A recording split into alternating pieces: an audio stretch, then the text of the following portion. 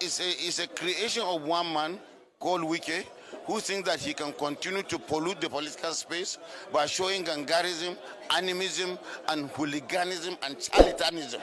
And by so doing, he is not helping even the present administration. Sir, Madam, let me talk. You have asked me a question. You don't want me to say things. Then you can go. I'm talking about what is causing all this. We should go by the rule. Arrogance and impunity. You see, we were going, the access to go, they will go, but the police are sneaking people in. This is our secretariat. If they want to say they have a so-called faction, they should go somewhere. All the governors are here. All the senators, all the members of the House of Reps. Why is the media backing them as if they have something in common with us? The police should know that this is not a faction. It is just a splinter group. They want to scuttle and destroy PDP, destroy the opposition, and by so doing, destroy democracy in Nigeria. They should know that it has come to an end. That's an end of hooliganism. You know, they should go and leave us alone. Must we be with us? This man, why is he working? Is he not working with APC? Why didn't you ask him? Is it moral for him to say that he will be in APC to destroy us? If you thought that Nigerian politics could get any messier, today prove otherwise. The People's Democratic Party headquarters in Abuja became a battleground this morning. Not between political rivals from different political parties, but between factions of the same party, tearing each other apart.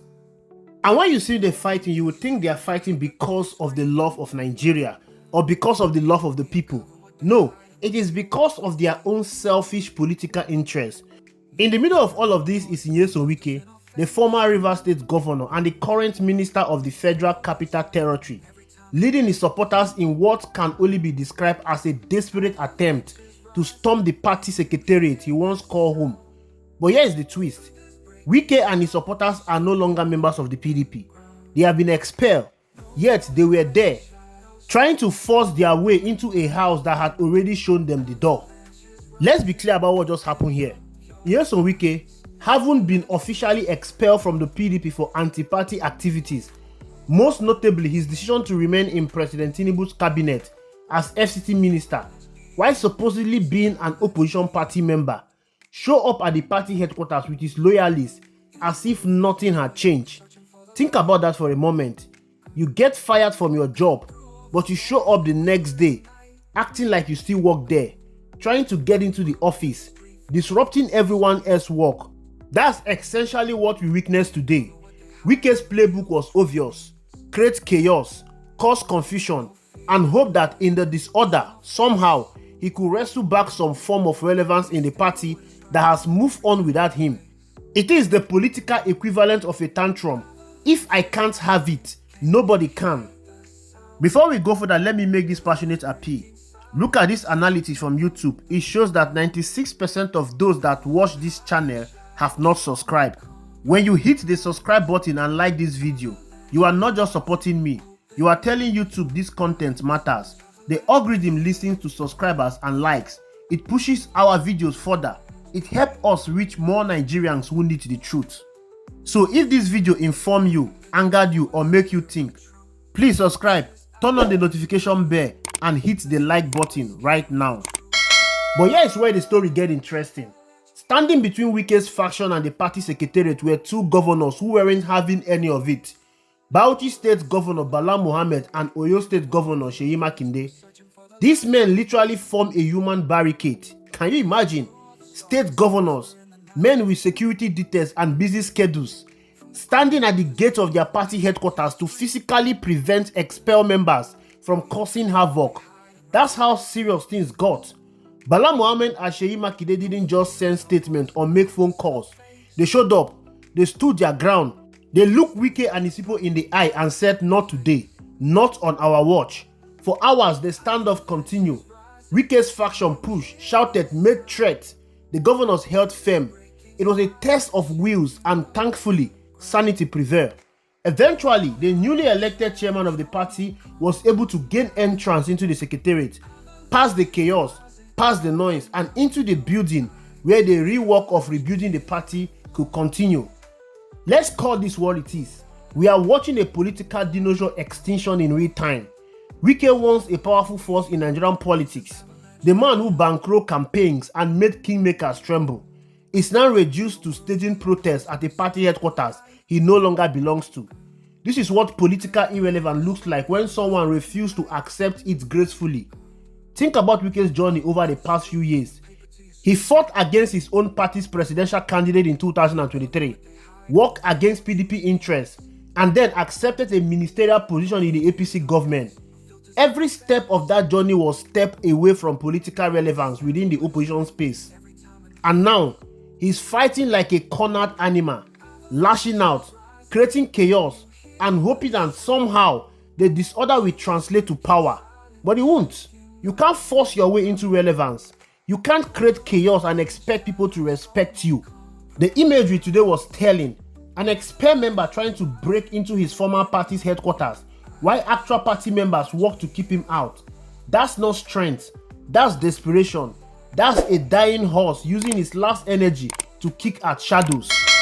Now, this is the part that should anger every Nigerian watching this drama unfold. Where were the Nigerian police? Let me paint you another picture. Right now, as you are watching this, bandits are terrorizing communities in Zamfara, in Plateau, in Kebbi. ISWAP captured and killed a Nigerian brigadier general. This is the first time in 15 years that this is happening. Kidnappers are operating with impunity on highways in Niger State. Boko Haram remnants are still causing havoc in the northeast. Herders and farmers are clashing in Benue. Armed robbers are having a field day in virtually every state. Insecurity is choking Nigeria. People are afraid to travel. Farmers can't go to their farms. Students are being kidnapped from schools. Just this week, over 20 young girls were kidnapped in a school in Kebbi State.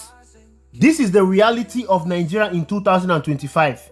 And yet, when you need to find the Nigerian police, where are they?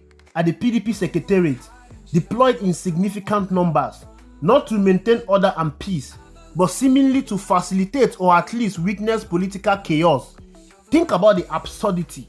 The same police force that claim it doesn't have enough resources to protect ordinary Nigerians from bandits and kidnappers somehow has enough personnel to deploy to a political party headquarters for a factional squabble.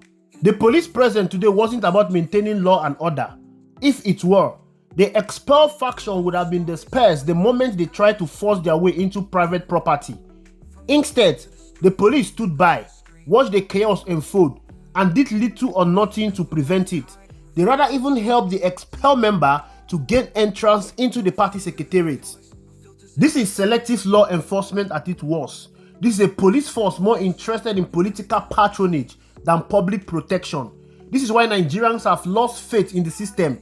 Our men and women in uniform were party to this chaos. They enable it by their presence and their inactions.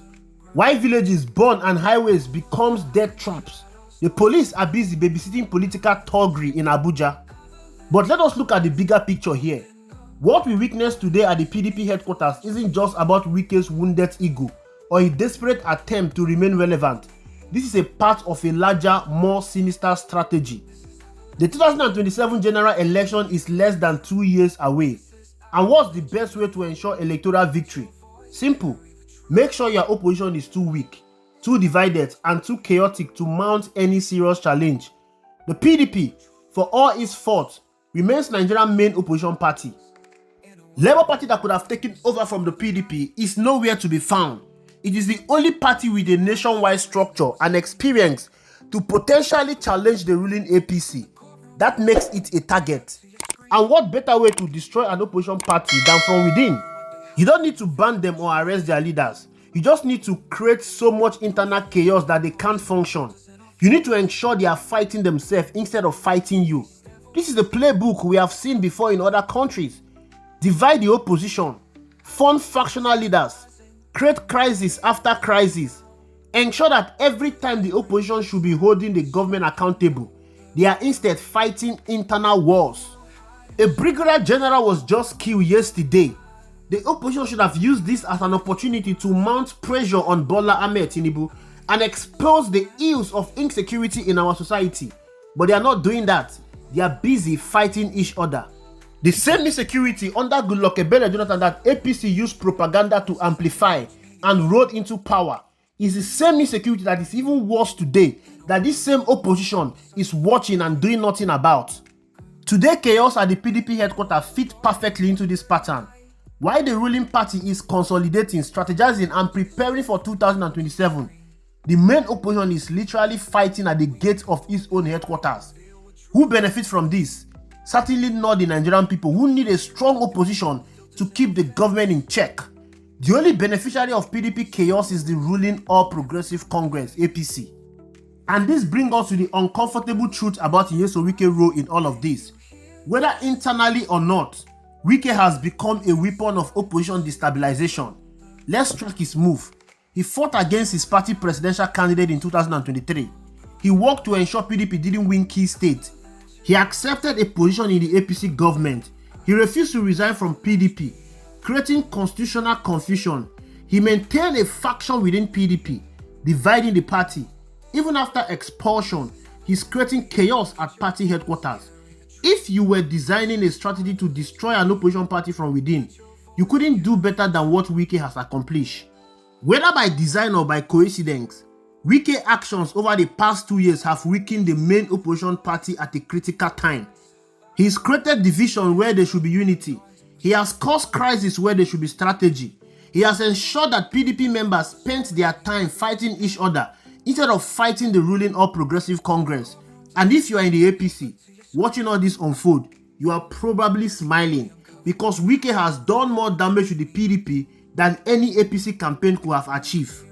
If you are wondering what today's chaos tells us about Nigerian political future, the answer is troubling.